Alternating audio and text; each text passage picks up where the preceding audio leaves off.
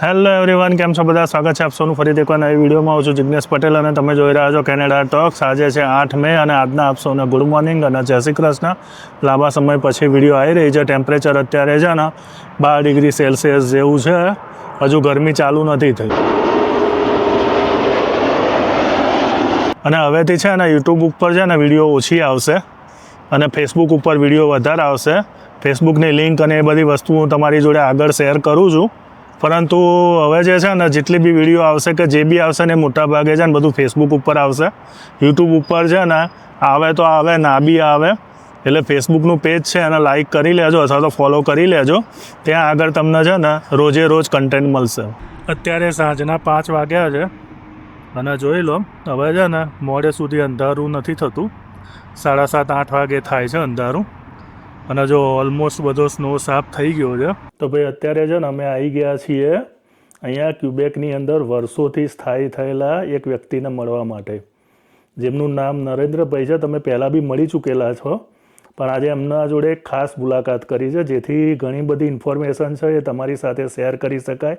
એ એમનો experience share કરશે અને અહીંયા આગળ છે ને એ ગાયત્રી પરિવાર સાથે સંકળાયેલા છે અને અહીંયા આગળ મોન્ટ્રીયલની અંદર ગાયત્રી પરિવાર કઈ રીતે સેવા આપે છે અને કઈ કઈ એક્ટિવિટી કરે છે એ બધી જ ઇન્ફોર્મેશન આપણે એમની પાસેથી લઈશું કે ભાઈ કઈ રીતે અહીં આગળ ગાયત્રી પરિવાર એક્ટિવ છે અને કઈ કઈ એક્ટિવિટી કરે છે. બધી જ વસ્તુ આપણે જાણીશું. એટલે જે લોકોને એવું લાગતું હોય કે ભાઈ આગળ કોઈ એક્ટિવિટી થતી નથી કે આપણી કોઈ વસ્તુ હોતી નથી કે કોઈ સંસ્થા નથી હોતી, તો એમને બી એક ઇન્ફોર્મેશન મળે કે અહીંયા આટલા દૂર બેસીને બી કઈ રીતે આપણી સંસ્કૃતિના રિલેટેડ એક્ટિવિટી અહીંયા આગળ ચાલી રહી છે. તો જો આ જે છે ને નરેન્દ્રભાઈ છે, અમને આપણે પહેલાં મળેલા છીએ અને આ કલાબેન છે.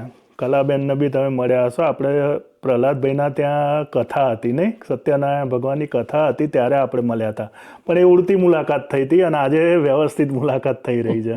તો આ નરેન્દ્રભાઈ છે જે અત્યારે હાલ તો રિટાયર્ડ છે, પણ એ ગાયત્રી પરિવાર સાથે સંકળાયેલા છે. તો આપણે એમને જ પૂછીએ કે નરેન્દ્રભાઈ અહીંયા આગળ મોન્ટ્રીયલમાં ગાયત્રી પરિવાર કઈ કઈ રીતે સેવા આપે છે અને કઈ કઈ એક્ટિવિટી કરે છે એની ઇન્ફોર્મેશન થોડી આપો તમે. સર્વપ્રથમ તો બધાને જય ગુરુદેવ, જય માતાજી. મોન્ટ્રીયલની અંદર ગાયત્રી પરિવાર લગભગ 70ના દાયકાથી એક્ટિવ છે, આપણે એમ કહીએ તો ચાલે, લેટ 70sથી. હું તો જો કે કેનેડાની અંદર 81માં જ્યારે આવ્યો તો પહેલાં શરૂઆતના 4-5 વર્ષો સુધી મને ખબર પણ ન હતી કે મોન્ટ્રીયલમાં ગાયત્રી પરિવાર છે. આપણું જે અત્યારનું જે નવું રામજી મંદિર છે એની જગ્યાએ પહેલાં જૂનું રામજી મંદિર હતું. એક ગરાજનું જૂનું બિલ્ડિંગ લીધેલું, એમાં એ લોકો ટેમ્પરરી ચલાવતા હતા. એના પાર્કિંગ લોટમાં 92ની અંદર 51 કુંડી ગાયત્રી યજ્ઞ થયેલો. સમહાવ મારા માતૃશ્રી ખબર લઈને આવ્યા અમારી પાસે. અમને કહ્યું કે ભાઈ તમારે યજ્ઞમાં બેસવું હોય તો હું તમારું નામ નોંધાઈ આવું. અમે કીધું સર વાંધો નહીં. તે વખતે ગાયત્રી પરિવારના અમારા ગુરુજી પરમ પૂજ્ય ગુરુદેવ પંડિત શર્મા આચાર્યજી છે, એમના શિષ્ય, મુખ્ય શિષ્ય એ ડૉક્ટર પ્રણવ પંડ્યા એમની શાંતિકુંજની ટીમ સાથે ત્યાં આવેલા હતા. પહેલી વાર અમારી એમની સાથે મુલાકાત થઈ અને એકચ્યુઅલી એ લોકોનું આગમન બીજા વર્ષે 93માં ટોરોન્ટોમાં અશ્વમેઘ યજ્ઞ થવાનો હતો, તેને માટે ઇન્વિટેશન આપવા માટે લોકો આવ્યા હતા અને તે નિમિત્તે આ યજ્ઞ હતો. તેમાં પછી જ્યારે બધા હમણાં મોન્ટ્રીયલના લોકોને મેં જોયા, એ લોકો કપડાં પહેરેલા હતા, બધાને મેં પૂછ્યું કે અમે બધા ગાયત્રી પરિવારના મેમ્બરો છીએ. એકચ્યુઅલી ગાયત્રી પરિવારમાં તો હું લગભગ 77-8થી હું જોડાયેલો છું, કારણ કે ત્યારથી જ હું છે તો ઇન્ડિયામાંથી જ ગાયત્રી પરિવારમાં એક્ટિવ હતો. પરંતુ અહીંયા મને ખબર નથી કે ગાયત્રી પરિવાર છે. પછી જ્યારે આ યજ્ઞ થયો ત્યારે બધા મળ્યા અને પછી અમે રેગ્યુલરલી પાર્ટિસિપેટ થવા માંડ્યા. અને પછી થયું એવું કે પછી તો થોડા મહિનામાં ટોરોન્ટોમાં અશ્વમેઘ યજ્ઞ ગયો. 1008 કુંડી યજ્ઞ હતો. પરમ વંદનીય માતાજી સ્વયં તેમાં આવેલા હતા. It was a historic event. અને ત્યાર પછી ટોરોન્ટોનો અશ્વમેઘ થયો તે વખતે વર્લ્ડની અંદર ઇન્ટરનેશનલી 3 અશ્વમેઘ યજ્ઞ થયેલા. પહેલાં લેસ્ટરમાં થયો, ત્યાર પછી આપણા ટોરોન્ટોમાં થયો અને તેના પછીના જ થોડા દિવસો પછી લોસ એન્જલિસમાં પણ થયો. અને આ બધા અશ્વમેઘ યજ્ઞ 1008 કુંડના મોટા ગ્રાન્ડ સ્કેલના યજ્ઞ હતા. ઓકે, એટલે તમને એ પછી પાછળથી તમને રિયલાઇઝ થયું કે અહીંયા બી ગાયત્રી પરિવારની એક્ટિવિટી છે અને એની બધી વસ્તુ થાય છે. કારણ કે મોન્ટ્રીયલની પહેલી ઇમ્પ્રેશન શું આવે ખબર છે કે અહીંયા એક તો આપણી વસ્તી નહીં, લોકો આપણી પબ્લિક બહુ ઓછી છે, જે છે બીજા બધા પ્રોવિન્સમાં છે પણ અહીંયા મોન્ટ્રીયલની અંદર આપણી પબ્લિક નથી. એના વિશે થોડી માહિતી આપો કે આપણે અહીંયા પ્રોબ્લેમ શું છે. આપણે પ્રોબ્લેમ તો જગ જાહેર જ છે કે because of the regulation of the government here, આપણા જે બધા રૂલ્સ છે એના, આપણું ખાસ કરીને આપણું જે ઇન્ડિયન કલ્ચરના જે લોકો છે મોસ્ટલી આપણે ઇંગ્લિશ સ્પીકિંગ લોકો છીએ, અને તેને લીધે શું છે કે એ લોકોને લેંગ્વેજના ઇસ્યુ આવે છે, એટલે છોકરાઓને પણ આગળ જતાં ભણવાના પ્રોબ્લેમ થાય છે. એટલે ઘણા બધા જે આપણા આવ્યા છે ને પહેલાંના બી જૂના હતા, એ લોકો બધા અહીંથી પછી છે તો એક્સોડસ કરીને બધા ટોરોન્ટો અને અમેરિકાને બીજા બધા અહીંથી શિફ્ટ થઈ ગયા, અને યંગર જનરેશન પણ આપણું ગ્રેજ્યુએટ થાય છે પછી બેટર ઓપોર્ચ્યુનિટી માટે અહીંથી બહાર નીકળી જાય છે. એટલા માટે આપણી વસ્તી ઓછી છે. એટલે મોન્ટ્રીયલની અંદર આપણી પબ્લિક એટલે ટકતી નથી, કારણ કે મૂળ વસ્તુ લેંગ્વેજનો ઇસ્યુ છે. જે લોકો લેંગ્વેજ અહીંયા ફ્રેન્ચમાં સ્ટડી કર્યું છે દે ઓલ એસ્ટાબ્લિશ હિયર.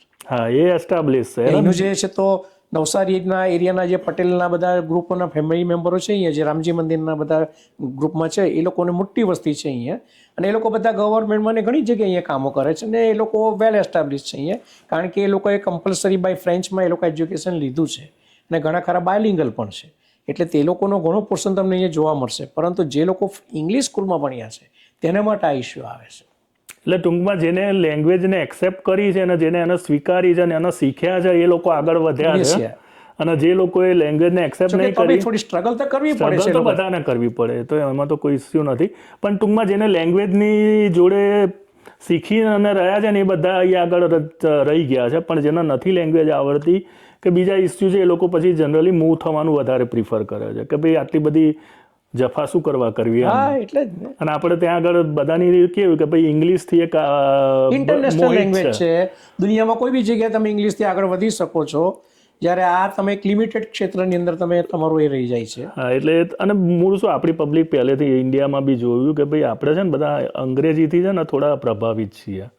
એનું કારણ કે આપણી ઉપર 200 યર્સનું મોગલ્સ બ્રિટિશ શાસન હતું. જેમ કે અહીંયા ક્યુબેકની અંદર તમે જુઓ કે જે ફ્રેન્ચ કોલોનીઓ જે હતી, જેમ કે આફ્રિકાના કેટલા કન્ટ્રીઝ છે, પછી આ વિયેટનામ છે, કંબોડિયા છે, એ બધા જે કન્ટ્રીઓ છે ત્યાંથી જે લોકો આવે છે એ બધા લોકોની સેકન્ડ લેંગ્વેજ ફ્રેન્ચ છે, કારણ કે they used to be French colony.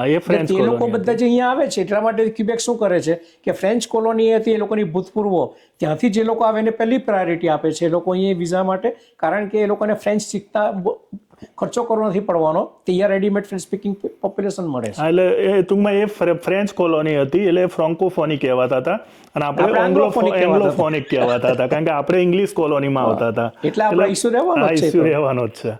અને જેમ મિયા મહાદેવનું છે તે જ પ્રમાણે ફ્રેન્ચ અને બ્રિટિશનું છે, એ તો ચાલતું જ રહેવાનું છે. હવે તમે અહીંયા આગળ આવ્યા અને તમારી થોડી જર્નીની વિશે હું અહીંયા 81 ની અંદર આવ્યો, અને પછી આવીને વિથિન 3 વીક્સની અંદર જ તો એક અહીંયા સ્મોલ સાઇઝની મશીન શોપ હતી, એટલે કે એકચ્યુઅલી ટૂલ રૂમ હતો, જેની અંદર એરોનોટિક્સના માટેના બધા ડાઇસ ને બધું ફિક્સચર અને એ લોકોના મોલ્ડ્સ ને બધું બનતું હતું.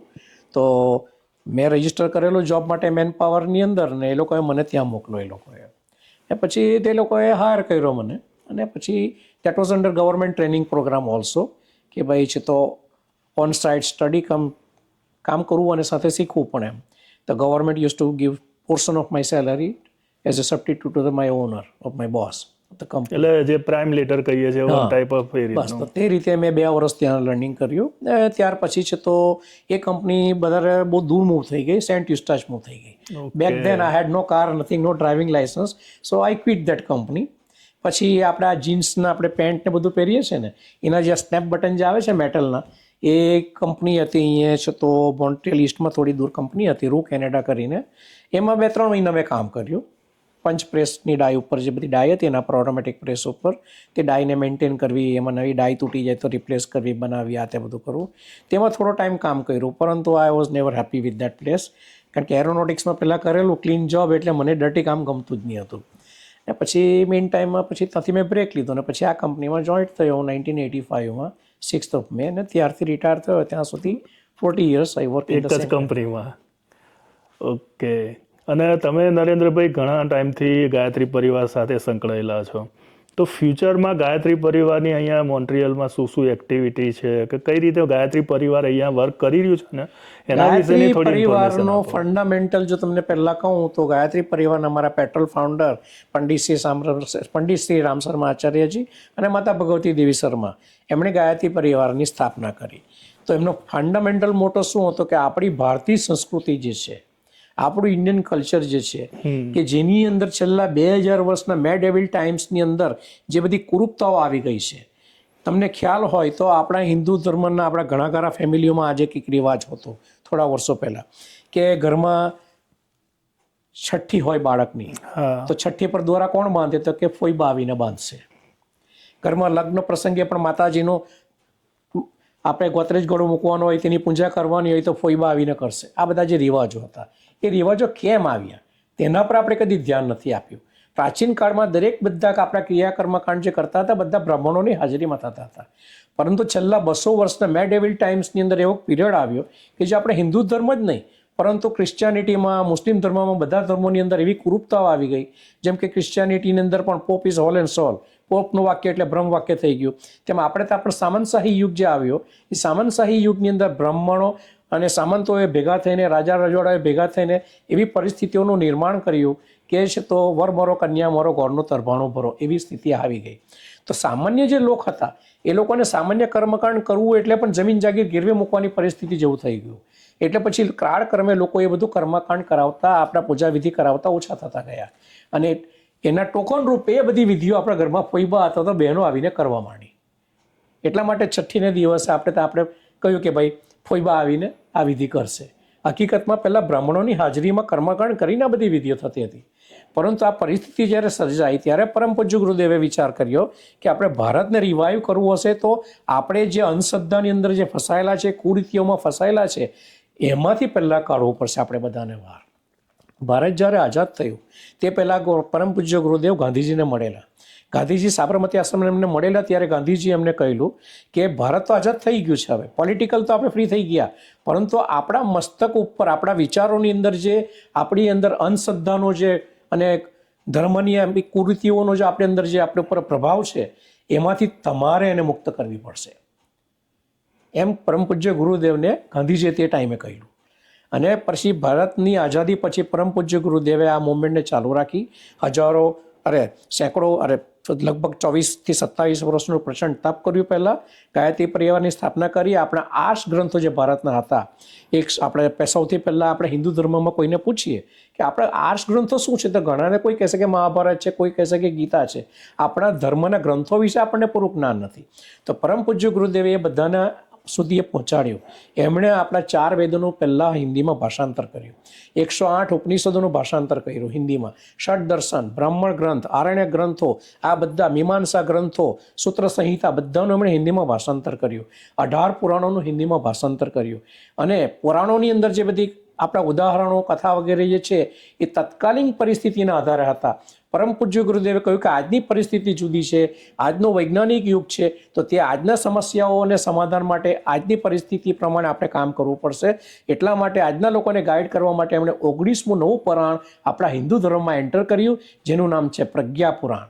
4 ખંડોનું આ પુરાણ હિન્દુ ધર્મમાં આટલા સેંકડો વર્ષો પછી એમણે એન્ટર કર્યું નવું. ત્યાર પછી આપણા હ્યુમન બિઈંગની જરૂરિયાત અને રોજિંદા જીવનને સ્પર્શ કરનારા અનેક સમસ્યાઓ તેના ઉપર પ્રકાશ પાડવા માટે અને લોકોને ગાઈડ કરવા માટે એમણે 3200 ચોપડાઓનું લેખન કર્યું એમણે, અને આપણા બધાને એના માટે માર્ગદર્શન પૂરું પાડ્યું.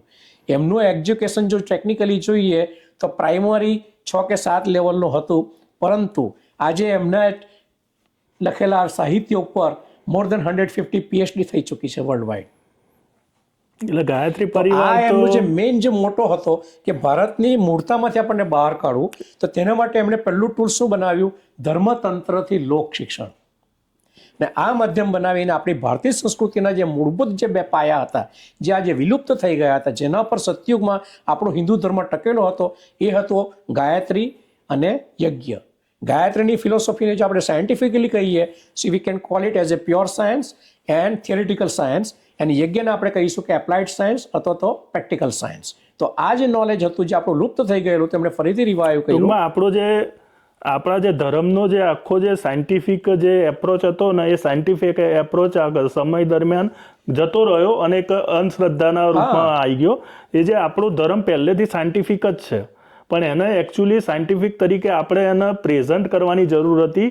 એ જે કમી હતી ને એ કમી આપણે ગાયત્રી પરિવારે પૂરી કરવાની કોશિશ કરી. કોશિશ નથી કરી, એના માટે બહુ એક્ટિવલી કામ કર્યું છે એમણે. અમારું જે આજનું જે અત્યારનું ગાયત્રી પરિવારનું હેડક્વાર્ટર છે હરિદ્વાર ઋષિકેશ રોડ ઉપર શાંતિકુંજ કરીને જે સ્થાન છે, તો તેનું સબ ડિવિઝન બીજું છે ભરત માતા મંદિરની પાસે, જેનું નામ છે બ્રહ્મ વર્ચસ રિસર્ચ સેન્ટર, જેની અંદર લગભગ 200 જેટલા સ્કોલર્સ લોકો, PhD ડિગ્રીધારી ડોક્ટરો, સાયન્ટિસ્ટો, એન્જિનિયરો, વકીલો, લોયરો, એ બધા મૂર્ધન્ય લોકોની આખી ટીમ ગુરુજીને સમર્પિત થયેલા હતા. એવા લોકોની ટીમ પાસે પરમ પૂજ્ય ગુરુદેવે કેટલાઓ લગભગ છેલ્લા 50-60 વર્ષોથી એના પર રિસર્ચ કરાવ્યું. યજ્ઞપેથી ઉપર, આપણા મંત્ર વિદ્યા ઉપર અને આપણી પ્રાચીન પરંપરા, યોગશાસ્ત્ર બધા પર સાયન્ટિફિકલી રિસર્ચ કરાવ્યું. તે જે બ્રહ્મવર્ચસ સેન્ટર છે એની અંદર યજ્ઞશાળામાં મોડર્ન ફિઝિક્સ અને કેમેસ્ટ્રીના એક મોડર્ન ઇક્વિપમેન્ટ બધા મૂકેલા છે. યજ્ઞ કરીએ ત્યારે એમાંથી જે આયનાઇઝેશનની ક્રિયા થાય છે, એનો જે વાયુમંડળમાં શું પ્રભાવ પડે છે, તેની અંદર જે ત્યાં પાણીના સેમ્પલ મૂકવામાં આવે છે, તેની અંદરના બેક્ટેરિયાની અંદર કેટલો પ્રભાવ પડે છે, આ બધું સાયન્ટિફિકલી રિસર્ચ કર્યું કેટલાઓ વર્ષો સુધી. અને ત્યાર પછી એમણે પ્રૂવ કરીને બતાવ્યું કે આપણી એન્શન્ટ જે પરંપરા હતી, જે ઋષિ મુનિઓ આપણને આપી ગયેલા હતા, ધેટ વોઝ 101% શ્યોર, તે વાત સાચી હતી. તો જો નરેન્દ્રભાઈએ આપણને છે ને ઘણી બધી માહિતી આપી, ગાયત્રી પરિવાર કઈ રીતે વર્ક કરે છે, શું છે, બધી ઇન્ફોર્મેશન આપી આપણને. અને ઇન્ડિયામાં જે હશે ને એના તો ઘણા બધા લોકોને ખબર હશે, કારણ કે હરિદ્વારમાં શાંતિકુંજ છે અને ગાયત્રી પરિવારનું બહુ મોટું કામકાજ છે. પરંતુ મોન્ટ્રીયલમાં કે અહીંયા આગળ આટલા દૂર બેસીને ગાયત્રી પરિવારની કઈ કઈ એક્ટિવિટી થાય છે કે કઈ રીતનું થાય છે ને એની બી માહિતી આપણે એમને પૂછીએ. તો નરેન્દ્રભાઈ, અહીંયા આગળ મોન્ટ્રીયલમાં ગાયત્રી પરિવારની શું એક્ટિવિટી છે અને કઈ કઈ વસ્તુ કરે છે એના વિશે થોડી માહિતી આપો. મોન્ટ્રીયલમાં ગાયત્રી પરિવારની જે એક્ટિવિટીઓ છે એના મલ્ટીફોલ્ડ પાસા છે. એક તો અમે યુથ એમ્પાવરમેન્ટ માટે પણ ઘણો પ્રયાસ કરીએ છીએ. 2016ની અંદર અમે યુથ કેમ્પ પણ હોસ્ટ કરેલો હતો. નોર્થ અમેરિકાનો કમ્બાઇન્ડ આખા બધા પ્રોવિન્સમાંથી બધા છોકરાઓ આવેલા હતા. લગભગ 350 છોકરાઓ એની અંદર ભાગ લીધેલો હતો. તો નવા જનરેશનને તૈયાર કરવા માટે અમે થોડા વર્ષો અમે બાળ સંસ્કાર શાળા પણ ચલાવી છે. પહેલાં રામજી મંદિરની અંદર અમારે લગભગ 110 જેટલા છોકરાઓ આવતા હતા, 5 ક્લાસો ચાલતા હતા. અમે જેની અંદર છે તો બાળ સંસ્કાર શાળા ચલાવતા હતા. આપણી ભારતીય સંસ્કૃતિ વિશે જો બાળકોને શીખવતા હતા અને સાથે આપણા કલ્ચરનું અને સાથે આપણે ગુજરાતી શીખવવાનું કામ કરતા હતા. પછી મંદિર તોડી નાખ્યું, એ લોકોએ નવું બનાવવાનું શરૂ કર્યું. તે ગાળામાં અમારા ઘરોમાં અમે કેટલા વર્ષો સુધી એ પ્રવૃત્તિ ચલાવી. ને ફોર સમ રીઝન મારા ફેમિલી ઇસ્યુ હતા, એટલે મારા ફાધરને પ્રોબ્લેમ હતા, એટલે પછી થોડા ટાઈમ માટે અમે બધી બંધ કરેલી હતી. અને જે છોકરાઓ અમારા ગ્રુપમાં તે વખતે હતા તે R already in the university અને આગળ વધી ગયા છે હવે. એટલે નવા છોકરાઓ માટે ફરીથી એક્ટિવિટી શરૂ કરવા અમે વિચાર કરી રહ્યા છે અને અનુકૂળ વાતાવરણ થતાં અમે ફરીથી એ શરૂ કરીશું. બીજી બાજુ ગાયત્રી પરિવારનો મેં તમને કહ્યું તેમ ગુરુજીનો મોટો હતો ધર્મતંત્રથી લોક શિક્ષણ, એ સંદર્ભમાં આપણા ભારતીય જે 16 પ્રકારના સંસ્કારો જે છે, નામકરણ સંસ્કાર, પુષ્પન સંસ્કાર, વિદ્યારંભ સંસ્કાર, અન્નપ્રાશન સંસ્કાર, વિવાહ સંસ્કાર, લગ્ન સંસ્કાર, જન્મદિવસ સંસ્કાર, આ બધા સંસ્કારો, વાનપ્રસ્થ સંસ્કાર છે, અંત્યેષ્ટિ સંસ્કાર, જે ખાસ પ્રોબ્લેમ આપણે હોય છે વિદેશની અંદર. મોન્ટ્રીયલની અંદર મોટા ભાગના જેટલા ફ્યુનરલ થાય છે એમાં લગભગ 95% ફ્યુનરલ બધા મોન્ટ્રીયલ ગાયત્રી પરિવાર જ કરાવે છે. તો આ બધી જે સર્વિસ અમે આપીએ છીએ, કારણ કે આ એક એવી વસ્તુ છે ને કે ભાઈ આ લોકોને નથી ખબર હોતી. એટલે જીવતા જીવત તો બધી વસ્તુ થઈ જાય, પણ મર્યા પછીની શું છે તો એની શું ફેસિલિટી છે, તે પણ અમે બધી સર્વિસ પ્રોવાઈડ કરીએ છીએ. અને ત્યાર પછી અમે શ્રાદ્ધ તર્પણની વિધિ માટે પણ એ લોકોને છે તો સર્વિસ પ્રોવાઈડ કરીએ છીએ. અને ઇન્ડિયામાં કોઈને ત્યાં આગળ જે કંઈ વિધિ કરાવી હોય તેને માટે પણ અહીંથી એ લોકોને એડજસ્ટમેન્ટ કરી આપીએ છીએ. આ બધી વસ્તુ લઈને કોઈ ઇન્ડિયા જવું હોય, ત્યાં વિસર્જિત કરવી હોય, કર્મકાંડતા બાકીનું કરાવવું, એ બધી પણ અમે સર્વિસ પ્રોવાઈડ કરીએ છીએ. એટલે બધા પ્રકારના સંસ્કારો ઘરે ઘરે જઈને અમે કરીએ છીએ. એટલે એના માટે અમારે ગાયત્રી પરિવારના ઘણા બધા મેમ્બરો છે કે એકી સાથે અનેક જગ્યાએ પણ પ્રોગ્રામો થઈ શકે છે. અમારા મોન્ટ્રીયલના મેમ્બરો ઓટાવામાં પણ જેને કેટલી વાર પ્રોગ્રામો કરી આવ્યા છે અને આ બધી પ્રવૃત્તિ ચાલી રહી છે. અને એના ભાગરૂપે અમારા ગાયત્રી પરિવારના પેટ્રોન ફાઉન્ડર જે અમારા ગુરુજી છે, એમના ગ્રાન્ડસન આદરણીય ડૉક્ટર ચિન્મય પંડ્યાજી, એ જૂનની 30મી તારીખે મોન્ટ્રીયલ પધારી રહ્યા છે. એકચ્યુઅલી 30મી 29 તારીખે રાત્રે આવશે આ જૂનમાં. મેની 30મી તારીખે એની 30મી આવી રહ્યા છે. અને આપણું જે હિન્દુ ક્વેબેક મંદિર જે છે DDOમાં, એ મંદિરની અંદર સવારે 10 વાગ્યાથી 12 વાગ્યાની વચ્ચે એમનું વિશેષ ઉદ્બોધન થશે. ડૉક્ટર ચિન્મય પંડ્યાજી જે છે એ બહુ જ મોટી હસ્તી છે. એમને તમે જો બ્રીફમાં તમને કહું તો હી ઇઝ MBBS અને તેમની સાથે છે તો એમની પાસે છે તો PG DPhil અને MRCP સાયકોલોજીમાં લંડનમાં એમણે ગ્રેજ્યુએટ થયા છે અને તેમણે છે તો ત્યાં પણ એ લોકોના હેલ્થ સેન્ટરની અંદર કેટલા વર્ષો સેવા આપી છે. પ્રેઝન્ટલી ચિન્મયભાઈ અત્યારે આપણા છે તો અમારા ગાયત્રી પરિવારનું જે દેવ સંસ્કૃતિ વિશ્વવિદ્યાલય છે તેની અંદર વાઇસ ચાન્સેલર છે અને તેની કોર કમિટીમાં મેમ્બર પણ છે અને ઇન્ટરનેશનલ ડે ઓફ યોગા જે થયું હતું આપણું તેની કમિટીમાં પણ તેઓ મેમ્બર છે. Director of the GCR United Security કાઉન્સિલના ઇનિશિયેટિવ મેમ્બર છે. Co founder of the first centre for the Baltic culture on studies of the એશિયાના મેમ્બર છે. Founder of the South Asian Institute of Peace and રિકોન્સિલિએશનના member છે. Templeton પ્રાઇઝની અંદર કમિટીમાં જજ છે. Honorary member of the Senate of the University of Latvia, member of the ICCR governing કાઉન્સિલની અંદર પણ તેઓ છે, આપે છે, એમની સેવા આપે છે. પછી invited representative of India by the minister of આયુષની અંદર પણ તેમણે ઘણું બધું યોગદાન આપી રહ્યા છે. યુનેસ્કોની અંદર પણ તેઓ યોગદાન આપી રહ્યા છે અને minister of culture government of ઇન્ડિયાની અંદર પણ એવો યોગદાન આપી રહ્યા છે અને ભારત ગૌરવ એવોર્ડ પણ તેમને 2023માં મળી ગયો છે. અને ઓનવર્ડ જો કહીએ તો વર્લ્ડની અંદર લગભગ 200 જેટલી મોટી મોટી યુનિવર્સિટીઓ અને પાર્લામેન્ટ ઓફ ઇંગ્લેન્ડ એ બધાની અંદર કેટલી વાર એ ઉદ્બોધન આપી ચૂક્યા છે અને નાસાના સાયન્ટિસ્ટોની સામે પણ ઉદ્બોધન આપી ચૂક્યા છે.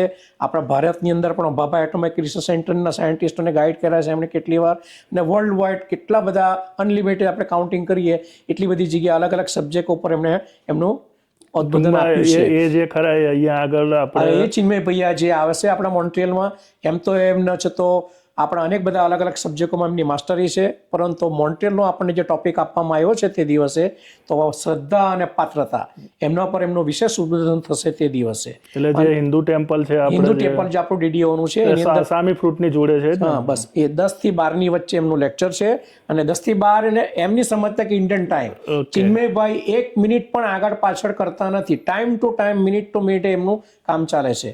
એટલે જો કોઈ મિસ ન કરવું હોય તો ટાઈમસર 10 વાગ્યા પહેલાં બધા મંદિરમાં પોતાની જગ્યા લઈ લેજો અને 12 વાગ્યા પછી એમનું લેક્ચર પતે પછી ત્યાં આપણને મહાપ્રસાદ પણ બધાને સર્વ કરવામાં આવશે અને ત્યાર પછી 2 વાગે મોન્ટ્રિયલથી ઓટાવા પ્રસ્થાન કરશે. ઓટાવામાં સાંજે ત્યાં 5:30 વાગે ત્યાંના હોલની અંદર એમનું પણ ત્યાં પણ લેક્ચર છે. તેમની ડિટેલ તમને પછી અમે મોકલી આપીશું. તો ઓટાવામાં એમનું પ્રવચન છે અને ઓટાવાનું એમનું પ્રવચન પતશે પછી બીજી દિવસે સવારે જશે ટોરોન્ટો. ત્યાં બી છે ટોરોન્ટો 2 દિવસ આપશે. ટોરોન્ટોમાં પાછા અમારા 3 ગાયત્રી પરિવારના ચેપ્ટર છે. ગાયત્રી પરિવાર દિયા, ગાયત્રી પરિવાર ટોરોન્ટો અને ગાયત્રી પરિવાર હેમિલ્ટન. એ બધાની અંદર એમની સેવા આપશે. ત્યાર પછી છે તો જશે વિનિપેગ, એડમન્ટન. ત્યાં પણ એમના લેક્ચરો ઓલરેડી નક્કી થઈ ગયેલા છે. કાલગરીમાં પણ એમનું લેક્ચર ફિક્સ છે અને ત્યાર પછી છે તો 6 જૂને કોઈ બહુ મોટી કોન્ફરન્સની અંદર તેઓ ભાગ લેવા જઈ રહ્યા છે વાનકુવરમાં. અને ત્યાર પછી વાનકુવરમાં પણ ગાયત્રી પરિવારનો એક્સ્ટ્રા પ્રોગ્રામ એટેન્ડ કરશે. ત્યાંથી જશે સિયાટલ અને સિયાટલથી પછી પાછા છે તો જશે LA અને LA થી પછી જશે પાછા UK. એટલે ટૂંકમાં આ વખતે નોર્થ અમેરિકાની પૂરી એમની ટૂર ફિક્સ છે. Not only that, is coming back. આપણું જે ગાયત્રી પરિવારનું ચેતના કેન્દ્ર ન્યૂજર્સીમાં છે તો 2 જૂને તેની અંદર એ લોકોએ 1 ઓગસ્ટે તે લોકોએ છે તો મહાકાલનો રુદ્રાભિષેક રાખેલો છે સામૂહિક અને તેને બીજે દિવસે 251 કુંડી યજ્ઞ રાખેલો છે. તો જેમાં ચિન્મયભાઈ પાછા આવી રહ્યા છે. એટલે ટૂંકમાં શરૂઆત આ બધી મોન્ટ્રિયલથી થવાની છે.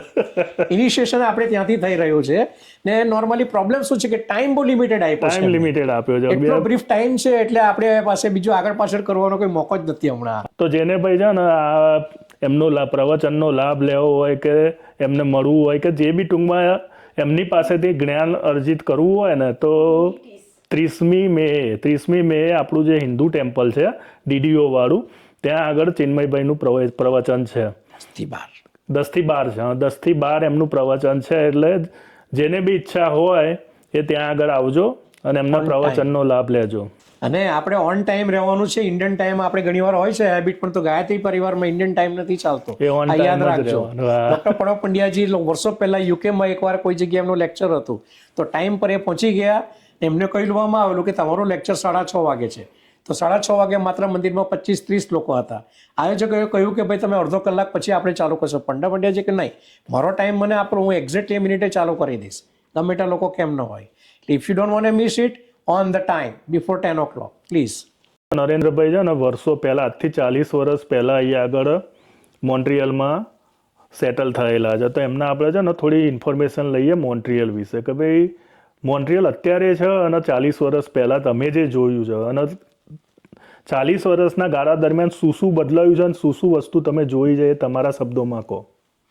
મોન્ટ્રિયલ જે છે આજે આપણે જોઈએ છીએ અને એનો એક ભૂતકાળ જો તમે જુઓ તો મોન્ટ્રિયલની અંદર lots of ups and down આવ્યા છે ભૂતકાળમાં. Montreal is the oldest city of the north America. ઉત્તર અમેરિકા ખંડ જે આપણે કહીએ છીએ તો તેનું જૂનામાં જૂનું શહેર મનાય છે. અને ફ્રેન્ચ કોલોની સૌથી પહેલાં એસ્ટાબ્લિશ થયેલી હતી. જાક કાર્સિયાર જે બ્રિજ આપણે જોઈએ છીએ આજે એ જાક કાર્સિયાર અને એની ટીમ જે છે તો સૌથી પહેલાં એ લોકો નેવિગેટ કરીને નોર્થ અમેરિકા આવેલા. આપણે કહીએ છીએ કે ભાઈ છે તો કોલમ્બસ આવ્યો અમેરિકા ખંડને શોધ્યો, પરંતુ તે કરતાં પહેલાં ફ્રેન્ચ લોકો આવેલા. અને ફ્રેન્ચ લોકો આવેલા ક્યુબેક સિટી તમે ફરવા જાઓ છો એ ક્યુબેક સિટી અને આ જે મોન્ટ્રિયલ જે છે એનું ડેવલપમેન્ટ જે બધું થયું એ ફ્રેન્ચ લોકો પહેલાં આવે એ લોકોની વસાહત આવેલી. આપણે ડાઉનટાઉન જે મોન્ટ્રિયલ જોઈ રહ્યા છે આજે એના કિનારા ઉપર બધી ઇન્ડિયન લોકોના રિઝર્વની વસાહતો હતી તે જમાનામાં. પછી એ લોકોની સાથે એગ્રીમેન્ટ કરતા ગયા અને એ લોકોની સાથે આગળ પાછળ ઘણી જગ્યાએ ક્રાઇસિસ પણ થયા, ફાઇટિંગ પણ થઈ અને ફ્રેન્ચ લોકો આગળ વધતા ગયા. અને આજનું જે આપણું ક્યુબેક છે તો કેનેડાના ફાઉન્ડર તમે જુઓ તો બે ફાઉન્ડર કહેવાય છે, ફ્રેન્ચ અને ઇંગ્લિશ બંને કેનેડાના ફાઉન્ડર કહેવાય છે.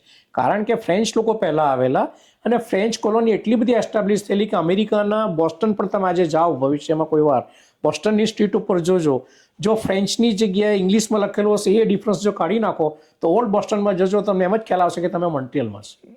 એક્ઝેક્ટલી તમને એવું લાગશે. બોસ્ટન બી જૂનું છે, એ બી જૂનું છે. કારણ કે ધીસ આર ધ ઓલ્ડ કારણ કે આ ફ્રેન્ચ કોલોની જે હતી એ અમેરિકાના લુઇઝિયાના સુધી ફેલાયેલી હતી. અમેરિકાનું લુઇઝિયાના આખો બધો એરિયા જે છે આખો ન્યુયોર્ક બધો વન્સ અપોન એ ટાઈમ પહેલા તો એ 30 કહેવાતા ને 30 સ્ટેટ કહેવાતા. તો અત્યારે હાલ બધા બાકી પહેલા તો એ બધી ફ્રેન્ચ કોલોની હતી. પછી બ્રિટિશરો આવ્યા, બ્રિટિશરો અને ફ્રેન્ચોની લડાઈ થતી ગઈ અને આ લોકોને ફ્રેન્ચને એ લોકો પુશ કરતા ગયા અને they were all cordoned in the Quebec only. તો પછી એ લોકોએ કહ્યું કે this is our survival question, આપણું કલ્ચર કાલે ઉઠીને ભૂસાઈ જશે. તો એટલા માટે પછી એ લોકોએ છે તો આ ફ્રેન્ચ મેન્ડેટરી કર્યું ક્યુબેકની અંદર અને આ બિલ 101 વગેરે રૂલ્સ વગેરે એ લોકો લાવ્યા. નહીં તો પહેલાં અમે જ્યારે આવ્યા તે ટાઈમે એટલું મોન્ટ્રિયલ ધમધમતું હતું. મોન્ટ્રિયલની અંદર બે બિઝનેસ હતા તે ટાઈમે, ટેક્સટાઇલ અને એરોનોટિક્સ. મોન્ટ્રિયલના દર 2 ગલીના તમે આગળ પાછળ ઇન્ડસ્ટ્રીયલ એરિયામાં જાઓ, લોટ્સ ઓફ એરોનોટિક્સના માટેના પાર્ટ્સ બનાવવાની ફેક્ટરીઓ, એના સપ્લાયરો બધા.